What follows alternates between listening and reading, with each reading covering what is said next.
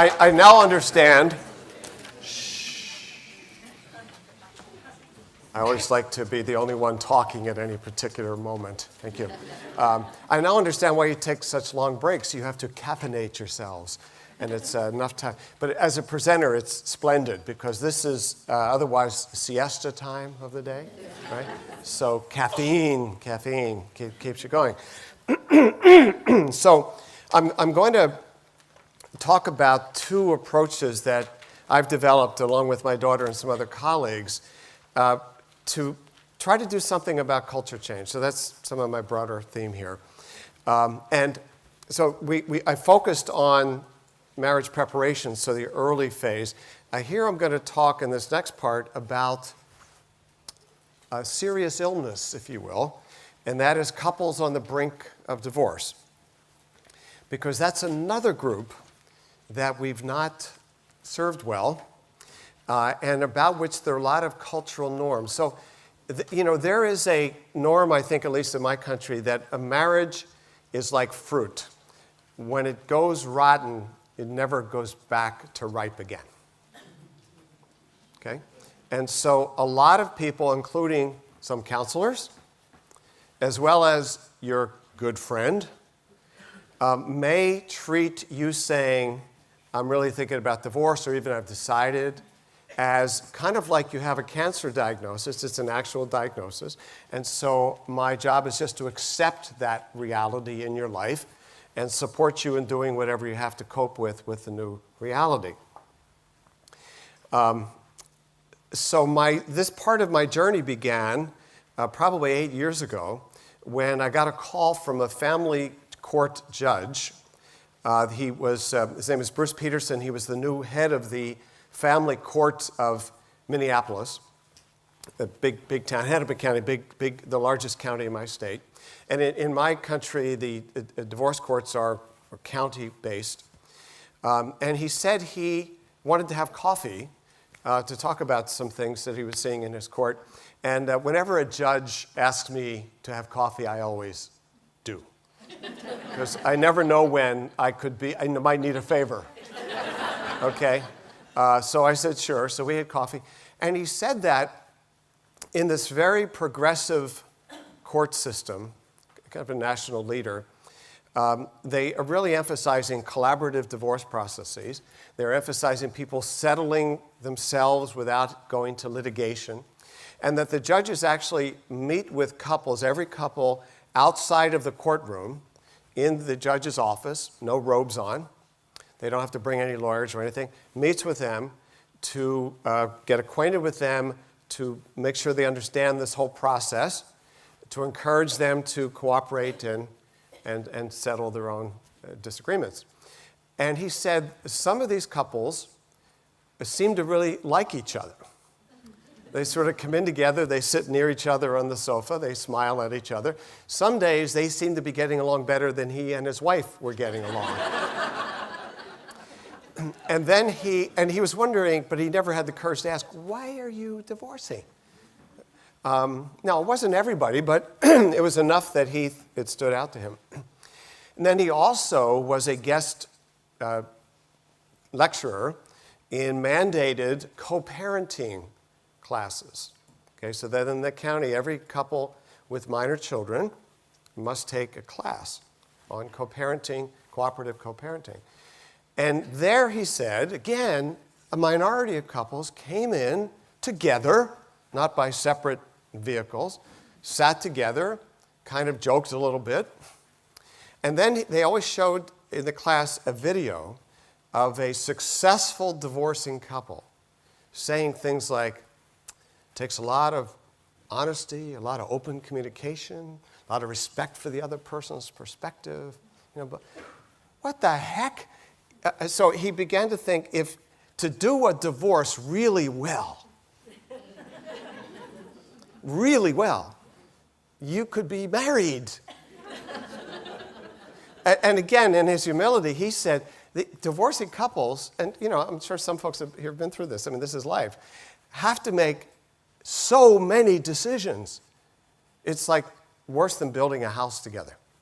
which my wife and I, one of the reasons why we've been successfully married for 43 years, is no house building together. That would tax us too much, because you have thousands of decisions, right? So they have all of these decisions to make, and they were making them so well. And he would look at this film, which I'd seen the same film, saying, what's the disconnect here? So he asked me, was there any research on openness to reconciliation among couples who were in the divorce process? So you get that question? And I wasn't aware of any, and I looked it up, and there were no studies. And so he said, why don't we do a study?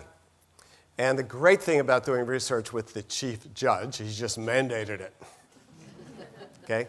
So couples filled out an evaluation at the end of the course, and it was quite a lengthy evaluation. And I attended a class, I saw the evaluation, and I said, this two-page evaluation could be reduced to one. And by the way, I might mention that for you with the evaluation. If you've got 90% positive ratings over thousands of people, you don't have to continue to ask all those questions to everybody, because you have saturation. I mean, you know. So I said, why don't we reduce the two-page evaluation to one, and on the second page, we'll ask these reconciliation questions.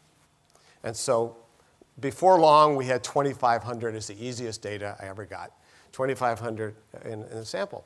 And we asked a number of demographic questions and so on, and then we asked people, even now, and these were people with minor children, we asked people, looking back, do you think your marriage could have been saved if one or both of you had worked harder to save the marriage?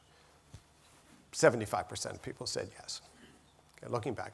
And then we said, looking back, even now, do you think your marriage could be saved if one or both of you worked hard at that? And 25% of people said yes.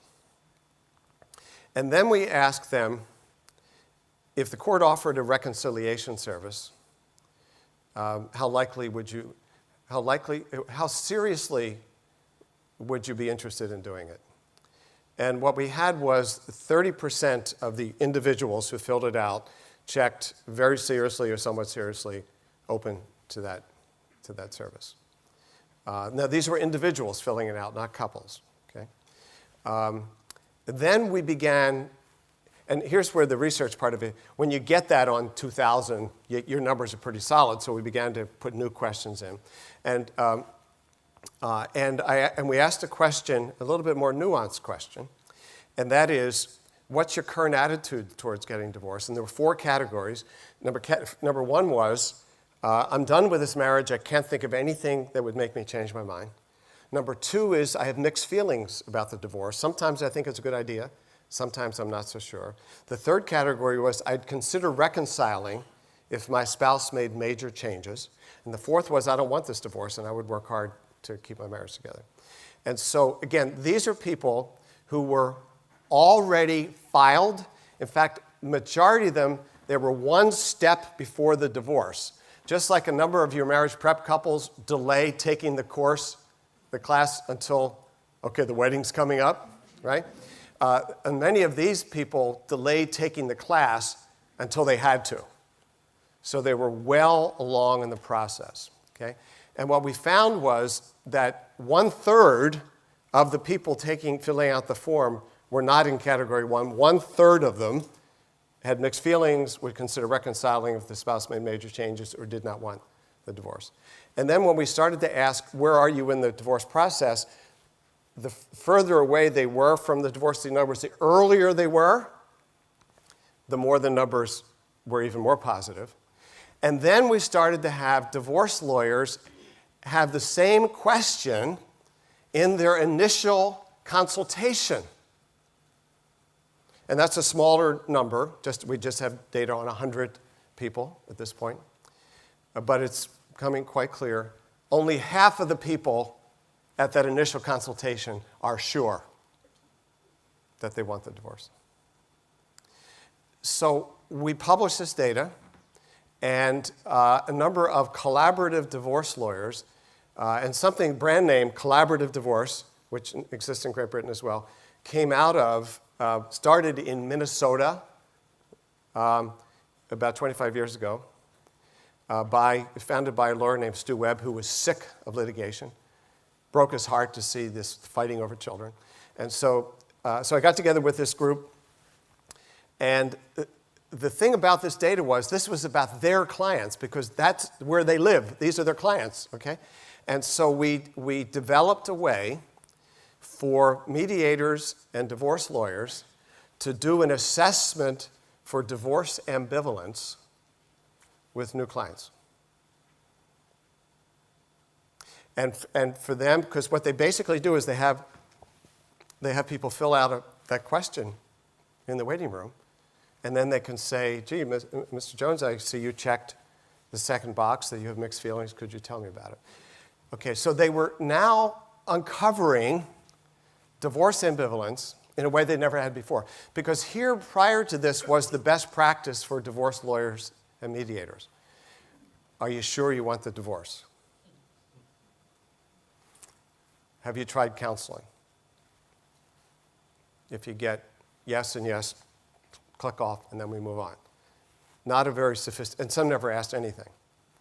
And if you said, no, I don't want the divorce, but my wife does, then what they say is, well, it's what we call no-fault divorce in the States. If one wants it, the other doesn't have a choice. You move on, okay? And so we helped them have a conversation with people about this. And then they said, well, okay, so now we need to refer them somewhere. And they said, well, Bill, should we send them all for marriage counseling to you? And I have a day job, right? You know, I couldn't do that. Furthermore, more than half of the couples in our studies have already tried marriage counseling. It didn't work. And the most common presentation was that they differed on whether they wanted the divorce or not. Okay? This is what I eventually came to label mixed agenda couples. So here is this is a truism here, folks, which I'm sure you know. It's hardly ever the case that both people equally want the divorce. Somebody is out ahead of the other person almost always. Now, by the time they get divorced, the other person may be so fed up and mad that they want it. But early on, there is an initiator and a leaver and a leavee. Okay? What we now call the leaning out spouse and the leaning in spouse. And what I began to realize was that traditional marriage counseling doesn't work for these folks, because somebody is not a customer for it.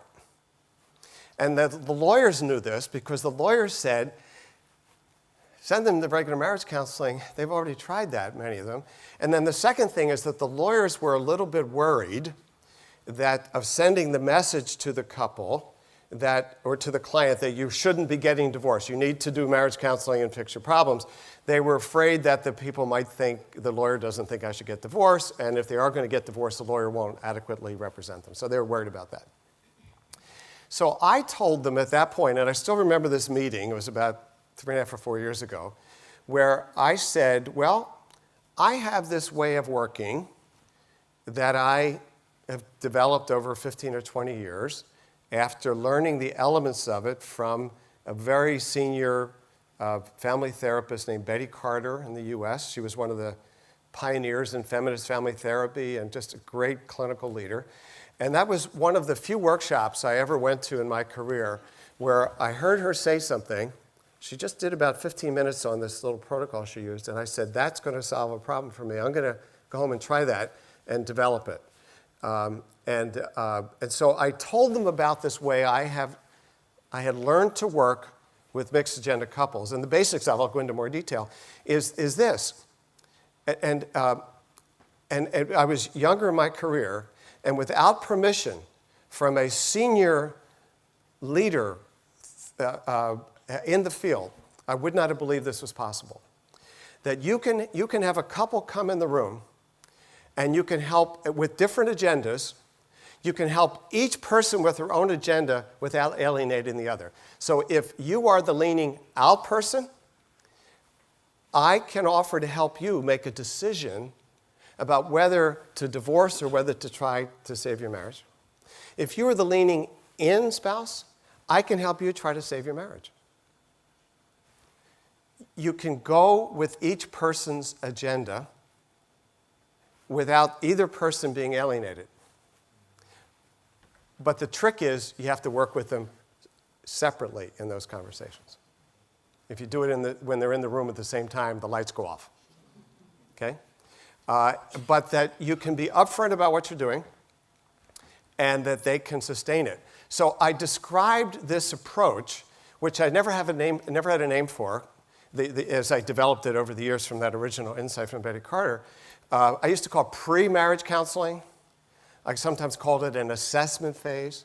But what I clearly said was, when we're doing this work, this is not marriage counseling. This is not couples therapy. Part of what we're deciding here is whether to do couples therapy. So you get the idea? Okay? This is not the medicine. This is a process of discerning whether to try the medicine. Because what will happen is, if you start traditional marriage counseling with a mixed agenda couple where somebody's, okay, they defeat you. You try to get in there and help them solve the problem. They're ambivalent about whether to even try to solve the problem. And they don't put any energy into it. And at that point, if you're the counselor, you have a couple of choices. You either pursue them, so note this, how well does pursuing a distancer tend to work? If anybody has succeeded in that, raise your hand. That's what's been going on at home, so the counselor just replicates the same process. Or you withdraw your support, you offer no hope. That was one of the themes here. You offer no hope. This is what I did earlier in my career. You say, well, I can either help you have a constructive divorce, or I can help you try to work on your marriage. You have to let me know what you want. Okay, so what's unhelpful about that stance? Anybody? Black and white. They're not together on it. Yeah, they are. It's this or that. See, they're in different places. And then I would put no energy or hope into the room. They're there partly because they can't agree on what they want. They don't want something in common right now. And if I say, you have to tell me what you want in common, I'm abandoning them. Okay? The other thing that therapists do, I never did this one, but a lot of therapists whose value orientation is more individualistic will say, so if you're the leaning in person, is it okay if I'm doing this role play with you? Okay, so act like I'm talking to you, okay? It helps me out. You help me, that helps them, all right? You're my couple. Okay. It's a good counseling technique. You scold and shame people. They give you a lot less grief after that. They pay. It's just great. It's really. So what I do is then I try to convince you to listen to him. He doesn't want to be married to you. If you are a mature person, you accept the fact that your spouse wants a divorce. Now, the fact is, what's wrong with that is that they're in my office. They're not at the lawyer's. So there's some hope because he's here, okay? I'm a marriage person. He's here in this room, okay? But if I do this sort of rational thing, then I basically try to get you, and as you melt down in your despair about this, then I suggest you may need some individual counseling to accept these things, okay? So our data suggests from a number of studies and from some of my own work that as many as 30% of the couples coming in for marriage counseling are mixed agenda couples. Our data from the lawyers and mediators' office is that, I'll just say conservative, 30 to 50% of the people who show up are not sure they want a divorce. So anyway, I described this protocol to the lawyers, And they said, that's where we want to send people. We don't want to send them back into whatever kind of marriage counseling didn't work before. We want to send them to this process where they can figure out whether they want to go ahead with the divorce or whether they want to try marriage counseling. So they lit up. And then they said, what's the name for this? So collectively, we came up with the term discernment counseling. And so it's a way to work with people who have mixed agendas. And so I'm going to describe that in the training we're doing, but I also want to say, so we have a counselor version of this, and we have a lawyer-mediator version of this. So this is the cultural change part. So some of what I'm going to be describing next will be sort of clinical protocol. For those of you who don't do marriage counseling, I'll be brief on this. But I want everybody to realize that in forming what Elizabeth and my daughter and I are forming is an association, an alliance, first ever in the U.S., of marriage and divorce professionals, all of whom are family-friendly and pro-marriage. Okay? With a value statement that the lawyers and mediators sign, that they're first they want to see if the marriage could be preserved, and if not, they want people to have a constructive divorce. And similarly with the counselors, that you want to see if it's possible for people to work out their original commitment, acknowledging that it's not always possible. So what we have is a counselor version and a lawyer-mediator version, and this new network we're now creating will be for mutual referrals, where a mediator or lawyer could send somebody not into whoever happens to be doing marriage counseling out in the community, who may or may not have a marriage-friendly approach, and who probably does not have the skill in working with mixed-agenda couples because that has not been developed. Okay, the models of couples therapy assume two people there to at least try. And so even very experienced therapists tend to flail around, as I did before I learned from Betty Carter, flail around with these folks. So the lawyers and mediators could send somebody who can work in this mode. And a lot of counselors and therapists, if we work with couples who are going to get divorced, they just go out somewhere, find some lawyer, find somebody who may or may not be very good for their family.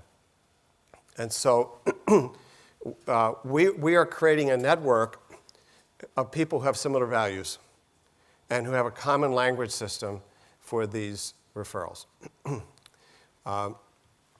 And once we have this, we have part of it set up now. We're going to be doing some more. We're going to be seeking media attention for this, and we're interested in. So here's my daughter was the business person in the family, then trained in marriage counseling. So I'm no longer ashamed of these terms. Branding. We're going to brand discernment counseling. See, I used to just apologize, just like you did when you said, would you say selling or something like that? Right. Dirty words. I no longer, my daughter has brought me into the dark force of marketing. If you want to do culture change, you have to be thinking about marketing, right? And so branding is, thank you. Aren't you lovely? I thought you got up because you didn't like what I was saying. No. And it just, she wanted me to continue. That's very lovely. Very lovely. None of the rest of you did that. Okay, I couldn't resist more shame, blame. It's just so much fun. Now, after you were so nice, I forgot what I was saying. See, I blamed her instead of my attack on the rest of it. So where was, branding, thank you. How did you say that word? Branding or something? No, I said Marketing, okay. If we're into cultural change, in a consumer culture, you have to market, you have to brand. We have to keep our integrity, of course. So what we're interested in doing is beginning to happen is the term discernment counseling is starting to get out there. So the counselors that we have trained in this, and we say, put this on your website, use our description of it on your website, and we're beginning to get is couples who can identify themselves as having the problem of having mixed agenda. Don't look at them, look at me. All eyes up here. Up here. Thank you, thank you. See, when you do that, I go over here. Up here, okay. So people they're in this struggle, this almost death struggle in their marriage. And one of them is saying, let's at least try counseling. We tried counseling. I don't know if I even want to stay. I'm talking to my lawyer.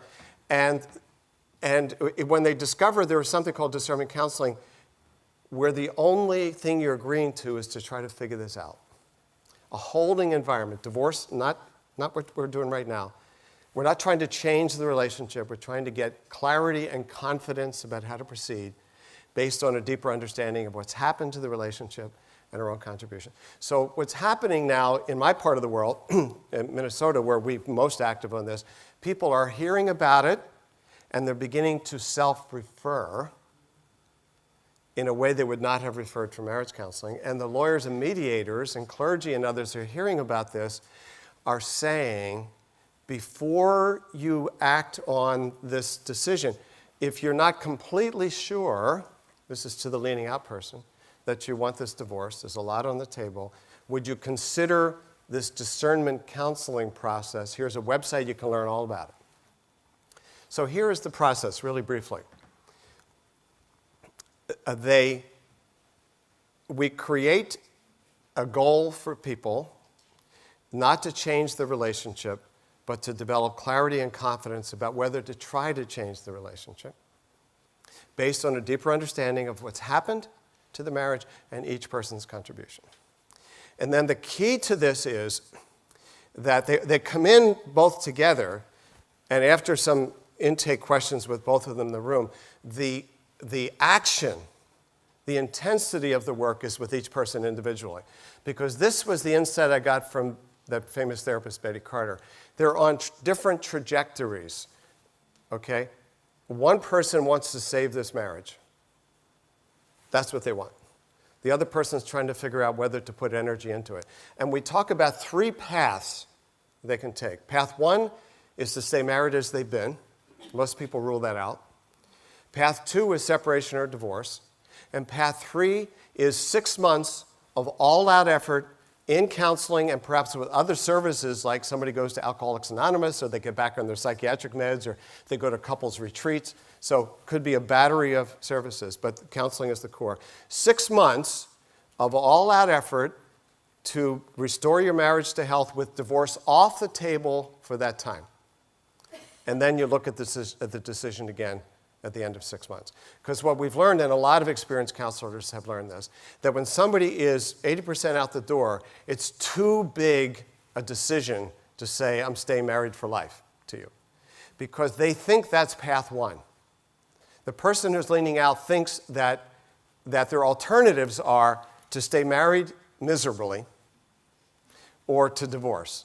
What we create is the possibility of a third path with no promises, but a third path of hard work with divorce off the table, in counseling. And then the key thing there is that we have each person develop, before they do this path 3, each person develops a personal agenda for change. The sort of things, like if you're leaning out, we try to help you see in discernment counseling what your contributions have been to the problems. And then the question gets to be, if you see, I got things to work on, like my ability to communicate, my ability to manage my anxiety in a relationship, my tendency to control everybody around me. Just take those for example. And one of the things I say is you can't divorce yourself. Okay? We carry ourselves into the next relationship. And so this goes back to the self-interest thing that somebody mentioned, that some people will say, yeah, we got kids, I do have feelings for my spouse, and I realize better now what I've contributed to this, and maybe it would be best to really try here and now. The stakes are so high. Okay? So that might be a way that we work with that person who is leaning out. For the one leaning in, the first thing we do is try to help them stop making the mistakes that people with attachment wounds and injuries tend to make. In other words, the person I committed to for life, who I have so much love and investment in, has just told me they're seriously thinking of rejecting me, of abandoning me. So what do you think that elicits in people? Can you imagine what it might elicit in you if the love of your life said, I'm probably out of here. At least I'm seriously thinking of it. What kinds of not so productive things does that elicit? Panic. And how does the panic come out interpersonally? Anger is one. Could we do the vows thing again? I saved them, by the way. You remember Father Charlie was there? Okay. Anger. What else?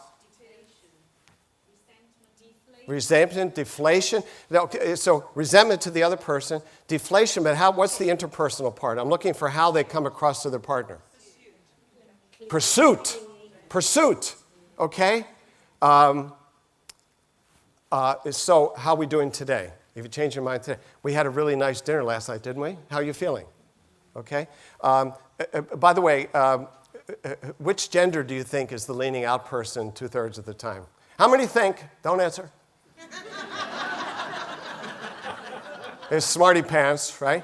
So how many think that 2/3 of the time the husband is the one leaning out?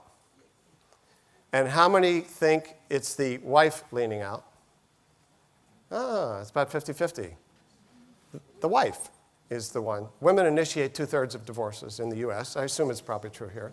So it's more likely the wife. By the way, it's not because women aren't committed. They tend to monitor the relationship more, but at 1/3 it's the other way around. So what the classic situation, what the husband does when his wife says, "You've never been open with me, I feel so alone," he's super open now. Okay? He's reading the internet for feelings. And he's telling her, "I feel this, I feel that." And then it's like, "How am I doing?" Okay?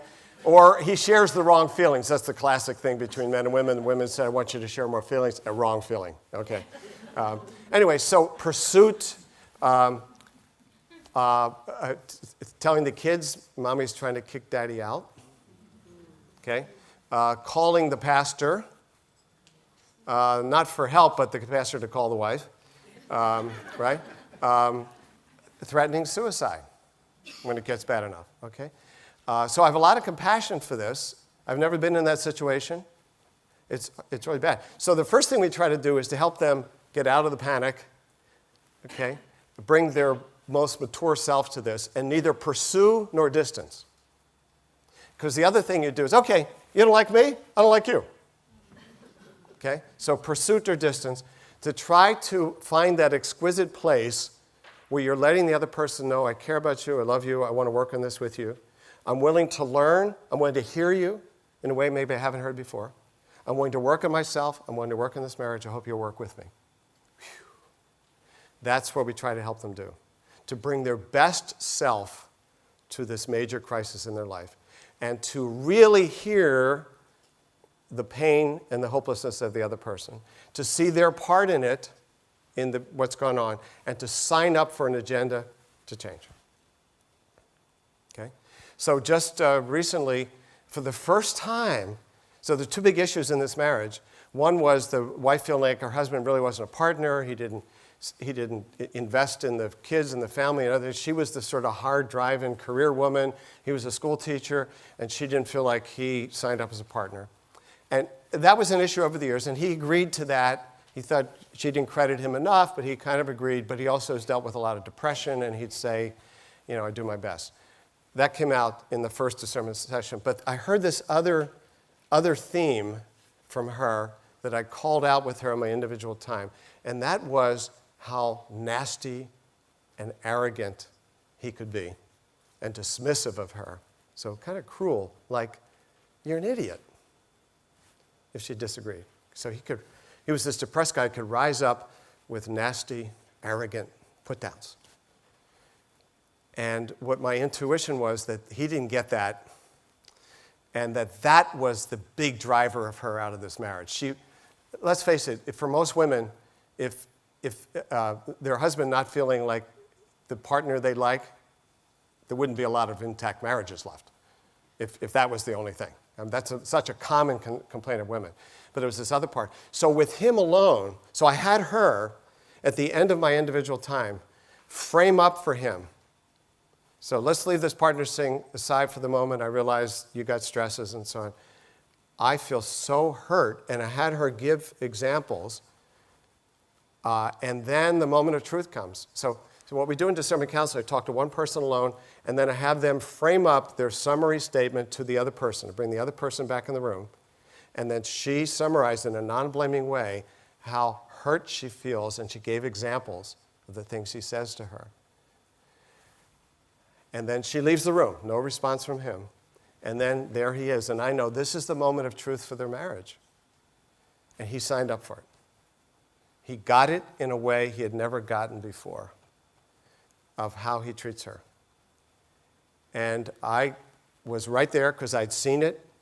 So I was with him. And then he got vulnerable in a way he had never gotten with her before. First with me, and then with her. And she came back in the room. This is one of those emotional, I tell these stories, I get emotional myself. He said to her, "I'm so sorry, I never got this before. And that I have been talking to you like my father talked to me, and it was so hurtful. And I've had years of therapy to get over that, and I've been doing it to you.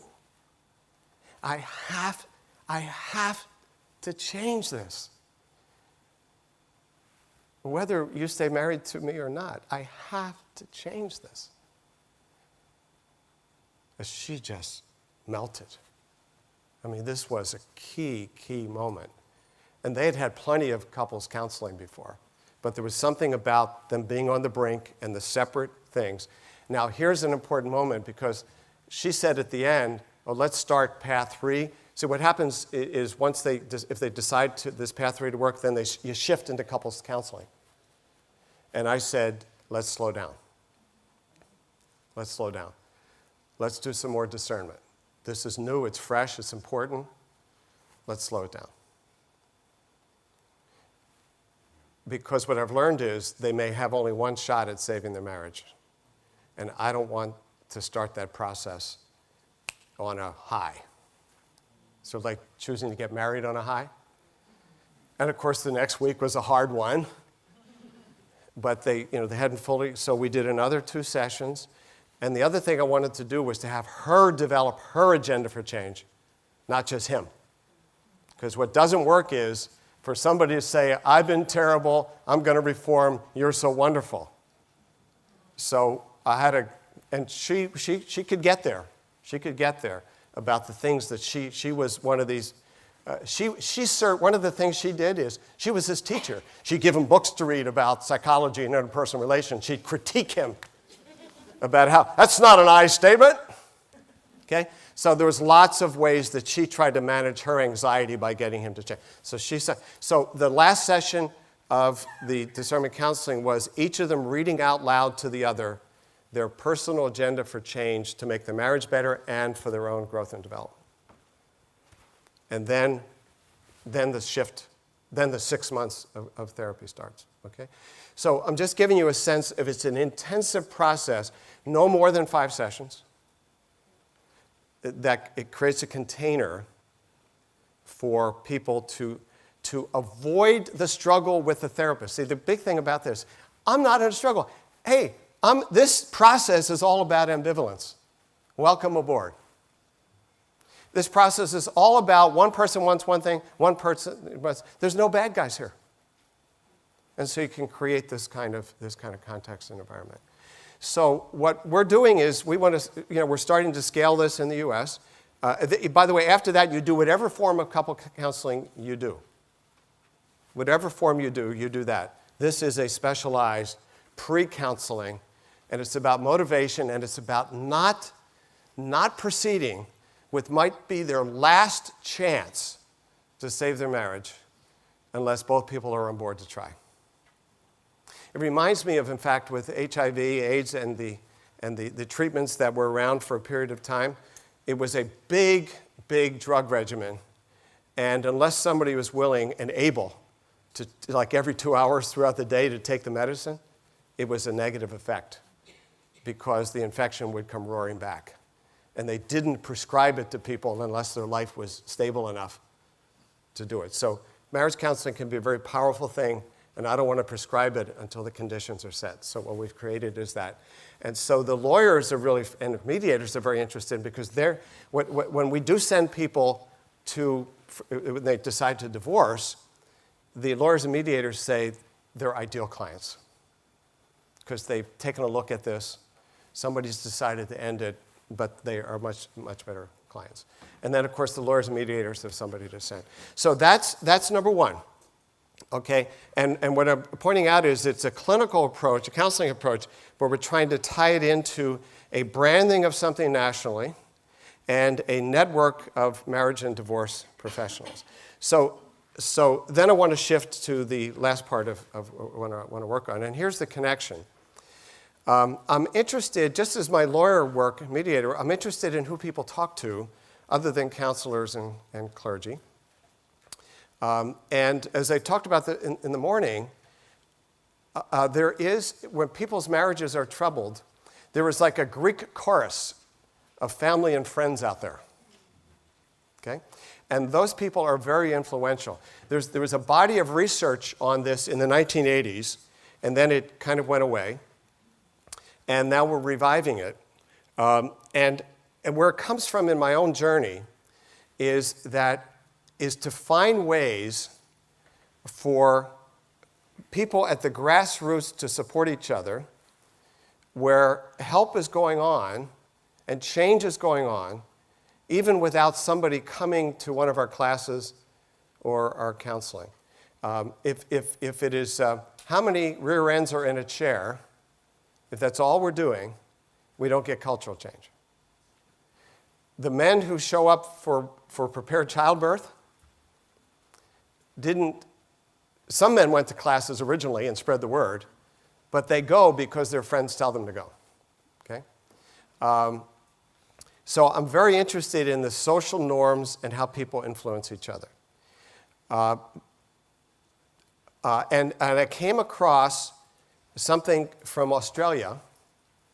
Anybody from originally Australia in the room here? No? Okay. Called mental health first aid training. And it started in the mid-90s, a husband-wife team. The wife a counselor, the husband an academic, the wife having had mental health issues in her own life. And they were out for a walk one day, and they said, why don't we have mental health first aid like we have physical health first aid? Okay? So if in a room much smaller than this, just a little restaurant or whatever, if one of us started to choke, we wouldn't just all sit back and say, oh, that's really unfortunate. Bridie is choking right now for me. In fact, we will now have the Heimlich maneuver delivered by Mark. But somebody would have had some first aid training and intervene, right? If somebody's heart stopped, some of us know CPR, we wouldn't just sit back around the walls, watch the person turn blue, and call for competent professional assistance. Right? We would try. If most of us, a lot of us know that if there's a bad bleed, you put compression on it. Okay? There's something we do absent of immediate professional assistance. And the thing so I love the idea, but the thing that really inspired me is that they scaled it in Australia. Within 10 years, 1% of the entire adult population had a 12 to 16 hour training in mental health first aid. You get that? 1% of the adult population in 10 years. And it's now spread around the world. Unfortunately, when it spread to the US, it's become professionalized. Lay people don't take it. It is the paraprofessionals, the police officers, the daycare workers.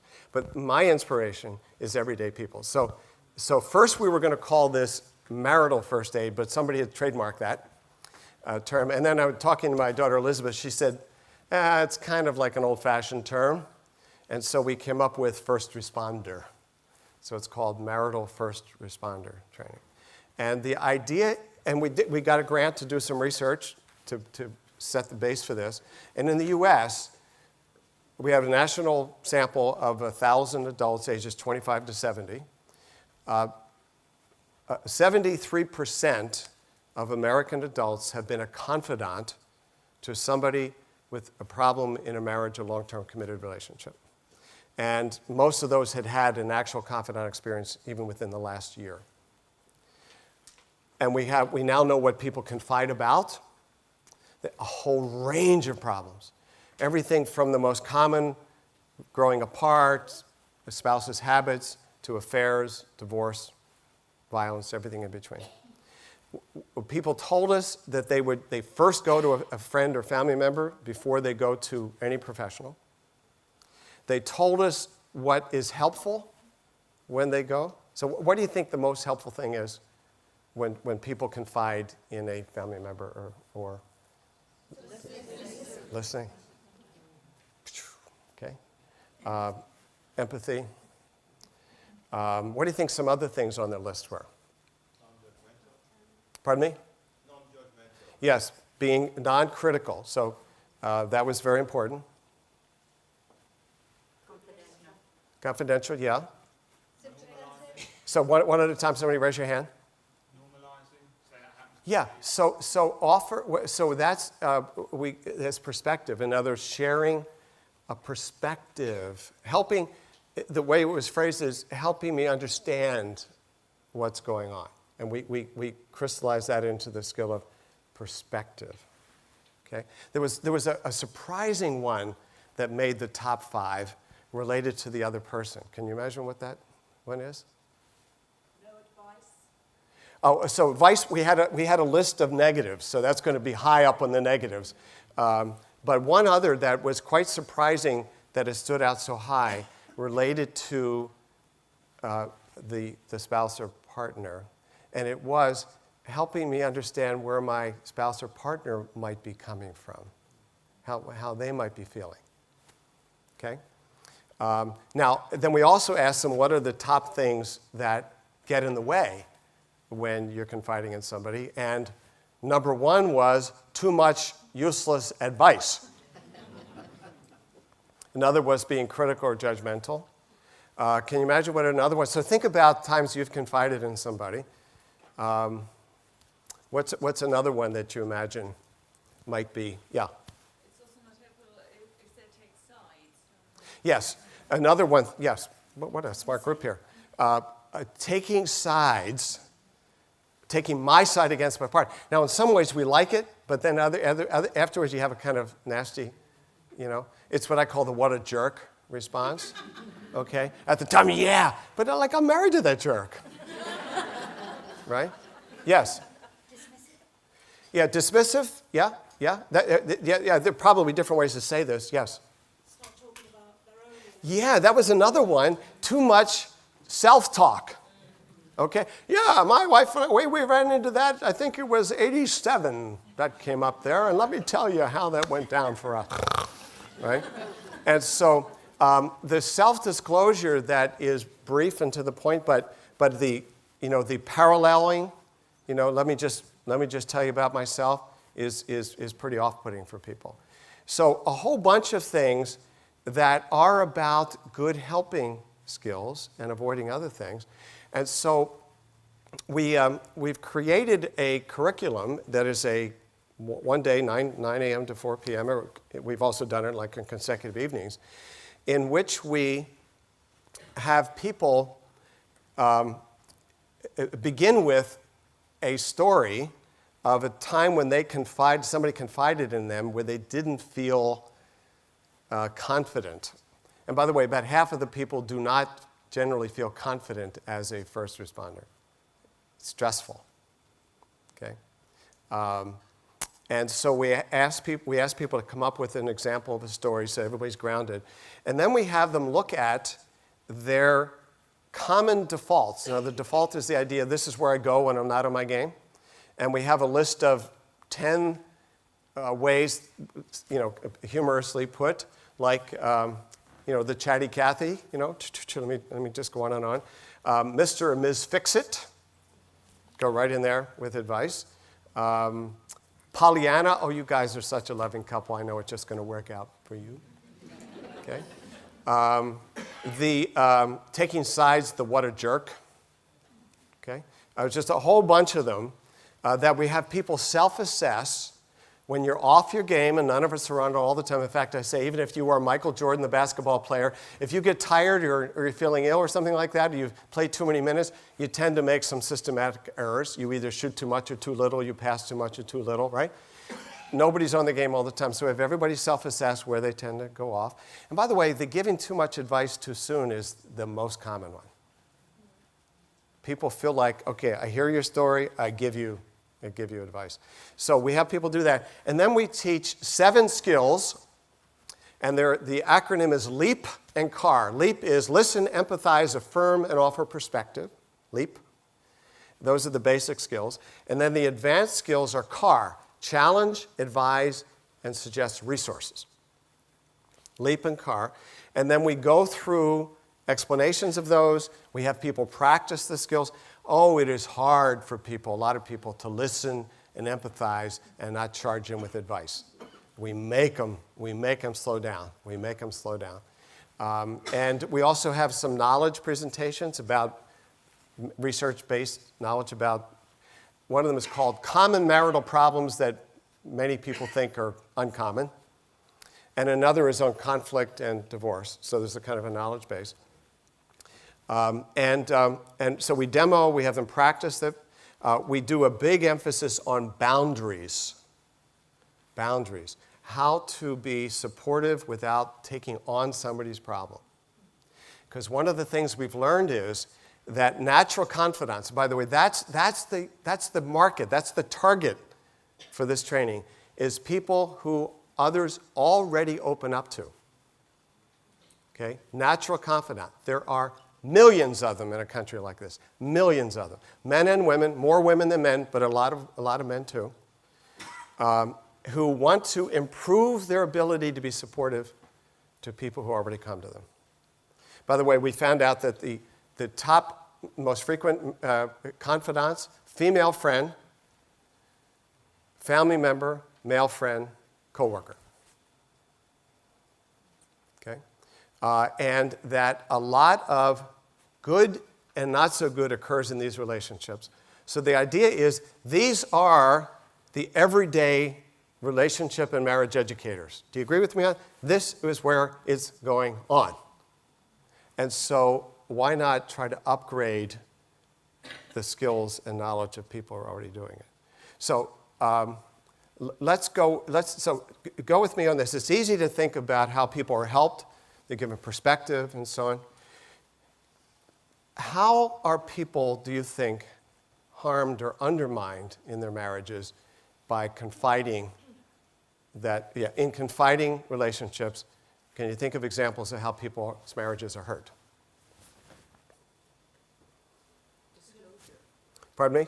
Disclosure. If I confide in you and then you tell another family member or it gets back to me. If it gets back, spouse, yes. It's a real mess. It's if people go around, that's right.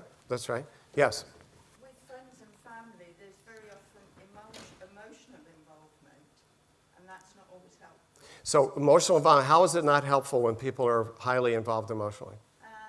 Because unless you are very self-aware, you're more likely to agree with the person who has come to you. Yes. You're a good listener and very,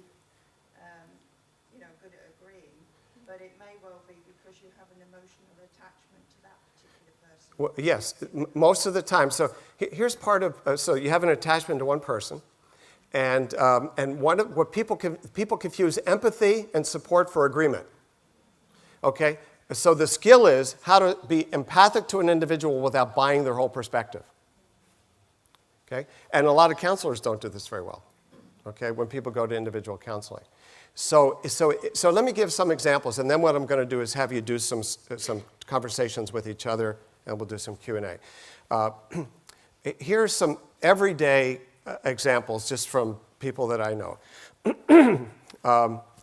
My wife, with a good friend of hers, who has had cancer. She had very serious cancer, And she was complaining that her husband never asked her about the cancer. They didn't talk about feelings. She was really upset about this. My wife, who knows both of them, knew that her husband was her caregiver, was doing everything for her. I mean, he was running the house, he was doing everything. And she also knows this guy was not a touchy-feely, talky guy. And lepers don't change their spots just because their spouse gets cancer. Okay? And so her friend was opening up and complaining about this, and my wife simply said, and her husband's name was Steve, she said, I bet Steve is scared to death. And her friend went, I get that. I get that.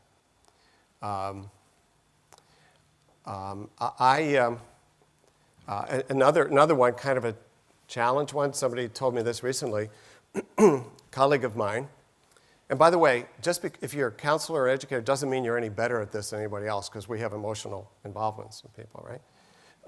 But a friend of hers, again, this was a case where she knew both people.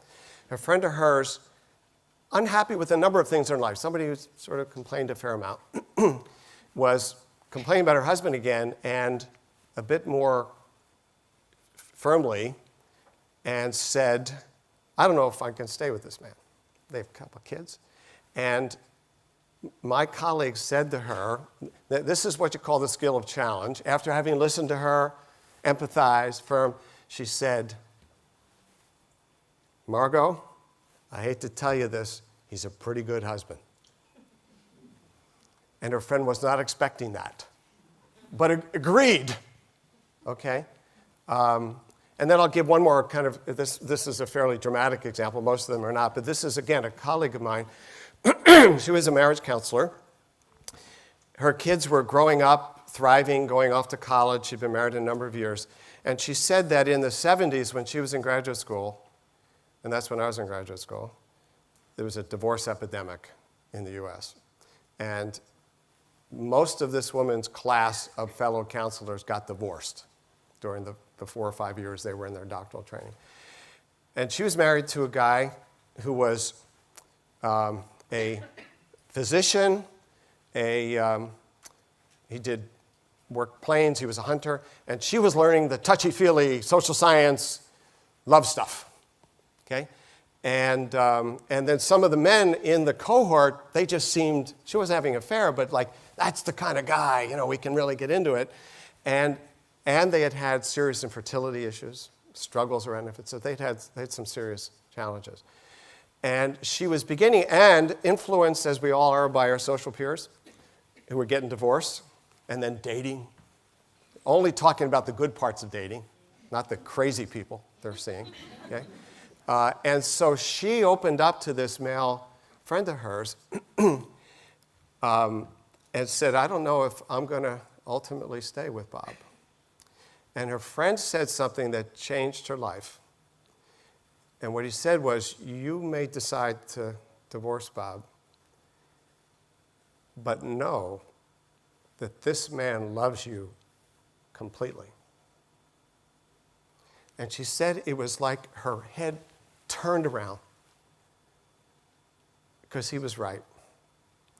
And she took a different direction in her life. Now, those are some dramatic examples. A lot of it is small. It's every day. It is being there for somebody, not siding with them. It's offering your own perspective. It's sometimes challenging. And it's sometimes saying, and we have a whole module on this, there are resources. So part of what we teach is about what good marriage counseling is. And how do you talk to somebody about seeking that out? And how do you be for them, there for them? And sometimes they hold off.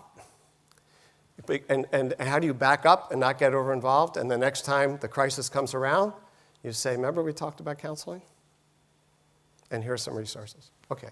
So what I'd like you to do is to take 3 or 4 minutes. I'd like you to pair up and process both parts of this talk, the discernment counseling, the marital first responders, in terms of reflections, clarifications, take-home messages. So turn and take a few minutes. Go. Ding, ding, ding, ding, ding, ding, ding, ding, ding.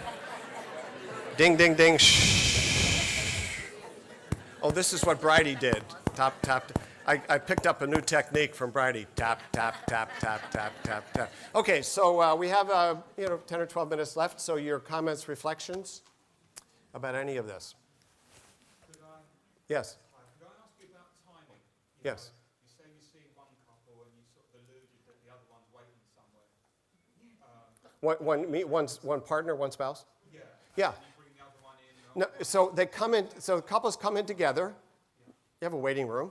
Yeah. And so beginning is a check-in with both of them. One leaves the room. You talk to one.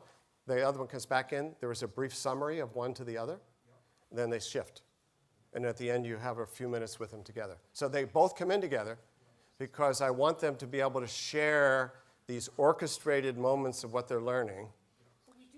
And then they go back and forth.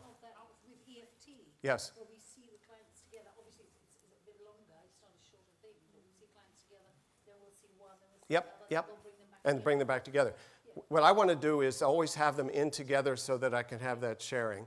But yeah, that's the basic idea. How long is your session then? So for the discernment counseling, so we'll do some of that. Discernment counseling is the intake, and this is for people who are agreeing to do this, okay, is 2 hours, and then the others are an hour and a half. Now, I've also done this and did for years with a 1 hour adaptation. It's a little bit harder, but it can be done. You have to move a little faster. The key thing about this I want to make sure you get is that the thing you'd never do is a couple intervention with these folks. You never do a couple intervention. You never suggest that what you're now proposing is for them to improve their relationship.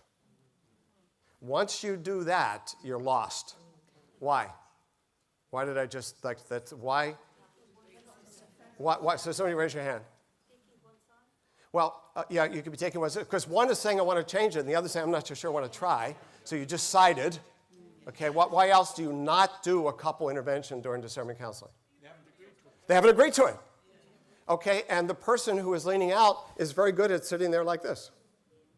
Okay, so even mild, so maybe a date this week would be really good. Okay, and this is the mistake that I used to make all these years. So something mild, they agree to go out, and then you see them the next week, and the one who's leaning out says, "My heart wasn't in it. I was faking if I went. It just wasn't any good." And you want to wring their neck. Okay, so I never try to get somebody until they're inviting me to help them do anything in the relationship. I don't ask them to. It's a setup for that person to declare you and the counseling a royal failure. It's about being where they are. It's about being where they are. And where they are is in two different places. That's right. That's right. That's right. Yes. But you would say, if you were in counseling, I would... Yeah, so sometimes I'll do that. So I say, this issue you're talking about now, if we were doing couples counseling now, I would be working with you in this way. So it's sort of like selling your wares. It's kind of like you're the doctor. You have your prescription pad. You're not writing the prescription yet. There is a medicine for this. You'd have to be clear that you wanted to take it.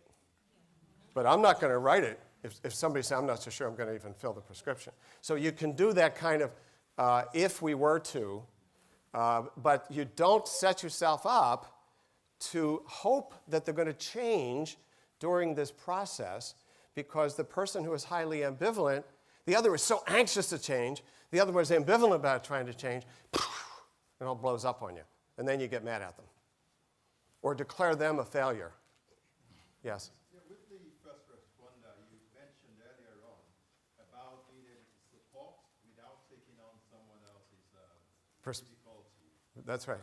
With that as well, the issue of trying to support, especially if you're dealing with an individual who is part of the couple, Right. and you know the other partner, the issue of trying to support and then the person confiding in you, disclosing something, which is now like you having to carry a secret when you know the other partner and you are likely to be seeing the other partner. How is that dealt with? Happens all the time. This is the messiness of everyday life. It's going to happen no matter what. Okay? It's the messiness of everyday life. What my belief is that if you keep your boundaries, you're less apt to have somebody keep piling on. Okay? And if they were to, like suppose somebody were to say, they're having this, what you might conclude is an emotional affair. You know, I find Sally really good to talk to over cappuccino. Okay, she understands me better than Laura. Okay, then I might go, have you mentioned this to Laura? No. And then I might, so I just have something, and now here's where we talk about some challenge. And we teach people how you can challenge somebody in a personal way. And I might say, Joe, I'm worried for you, my friend. Just worried you're you're in dangerous territory here. You're telling me about Laura, you're not telling your wife? What? Come on, friend, what's going on? Okay? So I'm doing something constructive, based on a relationship, and I am bearing a secret, but I'm doing something about it, okay? As opposed to just taking it in. What's that? You're giving him back. I'm giving him a challenge. And so we actually teach some like small-scale skills, like if you're going to challenge somebody, you can say, can I challenge you now? Or I'm going to say something challenging now. Or can I share how this is sounding to me? So we teach people you can do a little two-step that signals that you are bad. And the more you look like you're in a little bit of pain having to say this, as opposed to nailing, say, you're telling me but not her, what's wrong with you? So now, and so I have it we've done Marital First Responders training now, the face-to-face classes. We have an online version. In churches, YMCA, a social recreation thing. We've done it in large groups, 35, 40 couples, small groups. And one of my favorite places, we did it in a prison diversion program for men who have drug convictions. In lieu of going to prison, they do a 10-week inpatient drug treatment program. And I have a graduate student who is a counselor there, and we did the Marital First Responders. These men loved it. They were low-income men, mostly ethnic minority men, men of color. They loved it, ate it up. You know why? And my student had told me this. They're into each other's relationship dramas all the time. And they trust their bros, their brothers, more than the women.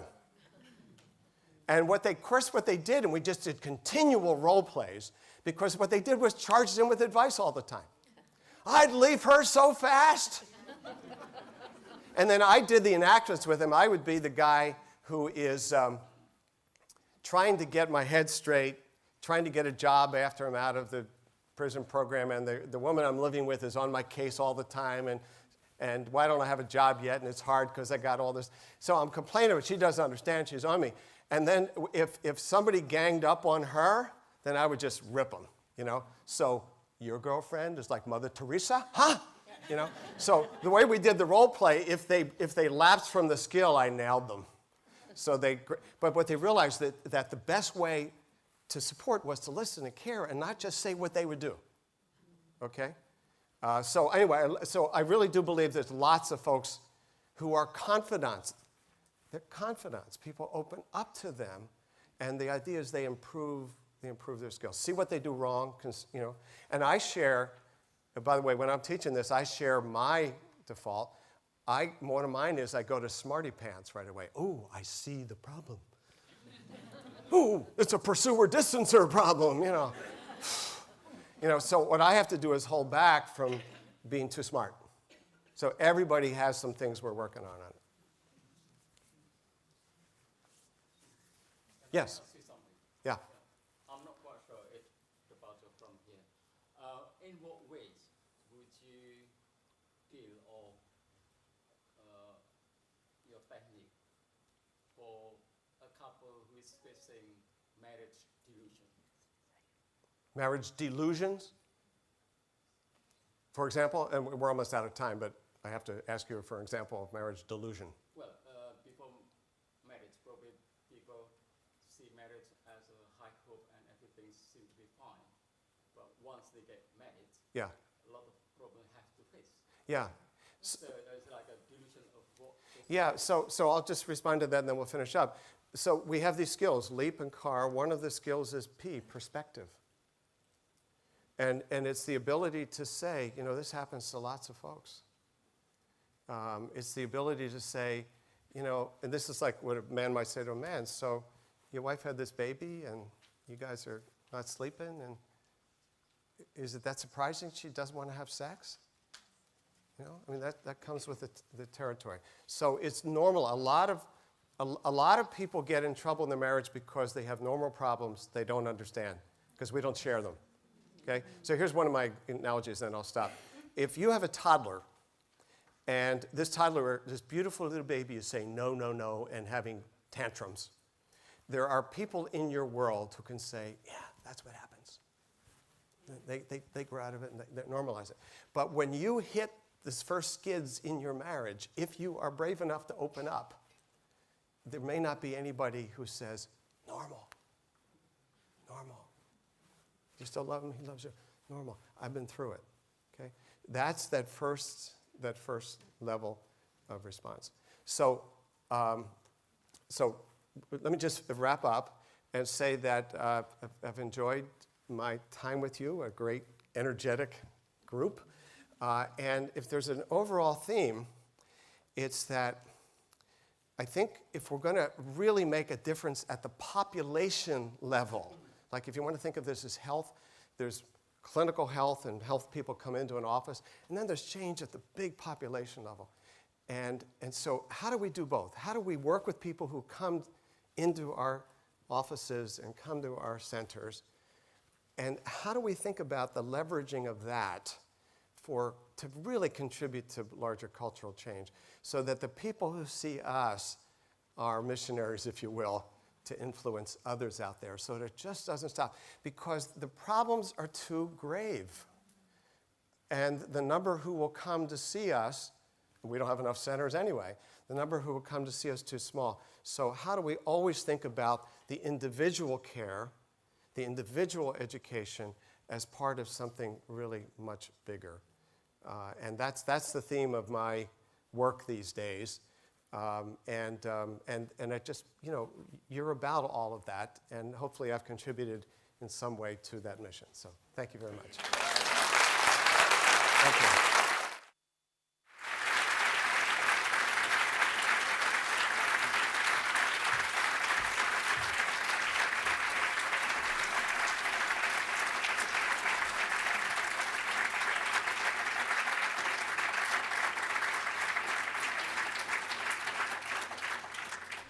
Fantastic. Thank you so much, Bill. It's been inspiring, hasn't it, to hear him. And what's great is that they're not running off. They're with us now right through till tomorrow. So you've got plenty of opportunity to talk to them and chat about the ideas that Bill's been putting forward. And it's an exciting time. So one thing you might not be aware of is Marriage Care is bringing together our colleagues in the Relationships Alliance and other stakeholders on Monday, where we're going to put some of Bill's ideas forward to them. We've already injected into a kind of paper to government some of the ideas around marital first responders and discernment counselling. So we're getting those ideas out there, and I think there is some real interest there. So we're hopeful for the future there. What part Marriage Care will play, who knows? Really pleased you've been able to come and speak with us, so thank you very much. We're moving into a kind of another phase now, so we've got Mass at 8:15, and then my eyes. I'm obviously not as young as I thought I was, but 8:15, thank you everyone. That was just a test, obviously. And we're delighted that we've got Father Andrew Behrens, who's coming to celebrate Mass with us. Father Andrew is a fairly local parish priest of the Northampton kind of centre, affiliated with Northampton Centre. So we're delighted that he could come and lead us, and I think he's bringing a music group to support the Mass as well. Again, if you're able to attend that and you'd like to do that, that's at 6:15. And then there will be time after Mass to get yourselves spruced up ready for dinner. So dinner, the gala dinner, is at 8:00, and then we've got time for dancing and lots of fun after that. So why don't you have a little break, join us for Mass if you can, and then we'll be celebrating later on. Thank you. Thanks, Bill.